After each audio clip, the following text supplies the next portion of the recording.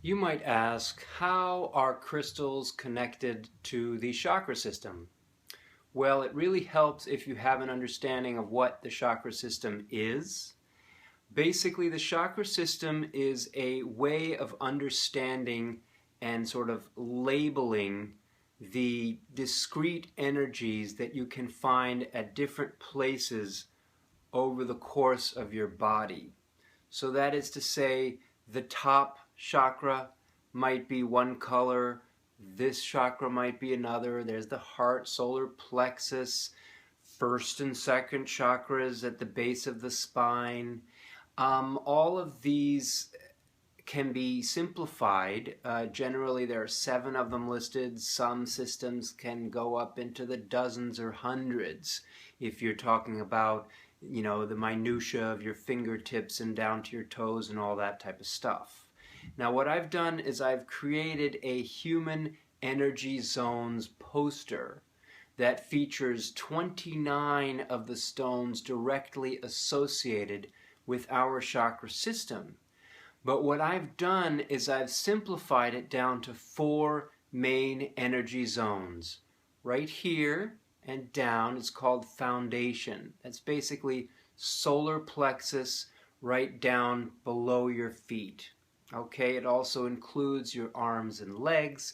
That's my own innovation, is to associate petrified wood with the arms and legs as an important and needing of attention chakra point. Most systems just talk about what's on your torso above or below. So I've added that detail, and I've also broken down the other sections, like for example heart here, into greater subtleties in terms of different stones representing those different areas. And I could get into that now, but I'm trying to go for a bit of brevity to give you an overview of how crystals are associated with the different chakras. And then I'm going to give you some specific examples so that you can have a pretty good sense of how that practically plays out. Over here we have source, which is above voice. Okay, so we started with foundation, we went to heart, we go to voice, which is something I'm going to explain a little bit more when I get more specific. But as you can see, there are several stones associated with it. And over here we have source, which kind of loops around into foundation and lets you know that we're dealing with a linear, non-linear system, but a cyclical, circular kind of turning system, like the way that how the life cycle goes and turns around, and the way that the earth turns around as well. So let me get a little bit specific with some stones to explain what I'm talking about. When it comes to foundation, although the solar plexus is very important, I have chosen the sort of poster child of the foundation region of our chakra system to be carnelian. Okay, carnelian is sort of representative of the silent inner workings of the body, your digestion, all of the body functions that happen above and below are sort of a silent, magical machine that is biological and spiritually sort of driven and embodied at the same time. So carnelian is representative of that. By the way, if I didn't introduce myself, I'm Kyle Russell. I have a blog services site called Crystal Concentrics, and I also have a crystal sales site called Power Stone Crystals. And I've been working with crystals for 30 years, which is how I've come up with these types of systems and ways of understanding how they work and how they can be practically used in your life. Now over here I'm holding in my hand a Chrysocolla.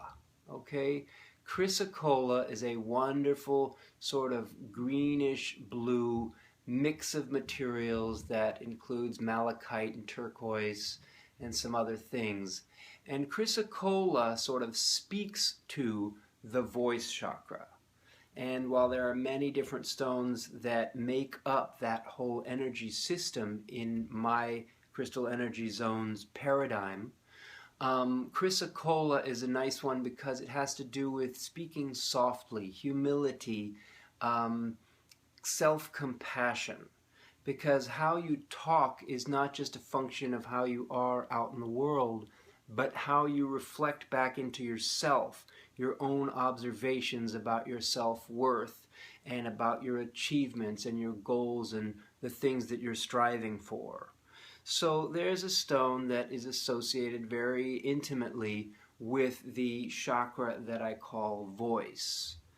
Now beneath that, sort of between the voice and the lower chakras, you will find the heart.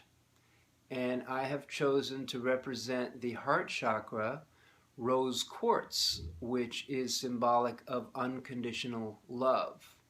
And there are other aspects to the heart chakra, forgiveness, compassion, and all of them are relevant. But I chose this because it represents a sort of openness, a kind of an emotional openness that is unique and unlike any of the other stones deliver. And even though the heart chakra is generally symbolized by the color green, I think of it also as associated with pink. The pink of rose quartz is a perfect example of that. Now, the highest area, which is the sort of mind tending up into the astral planes, is represented right now by this interesting greenish blue fluorite. So you can see it represents differently in different lighting. It's also interesting, it's kind of shaped like a heart here. But I'm going to show it to you a little more closely. You can see the texture and the crystallization of it. Wonderful stuff. Green fluorite is one of my favorites, and it's symbolic of the mind as it goes up through the imagination and reaches into the astral planes to your spirit community. That may be God, it may be angels, your religion, your shamanic practice. All of that is symbolized by the fluorite, in this case a green fluorite. I do an entire webinar on other types of fluorite, but I wanted to sort of limit today's conversation to the chakras and how they are represented by so many different stones. There are 29 featured here. So I'm hoping that you've learned something about crystals and their relation to the chakras. I welcome your questions. Feel free to write to Kyle@crystalconcentrics.com. And if this is on YouTube, just push subscribe. I'd love to hear from you and get you my updates. And until we connect again, thanks for watching.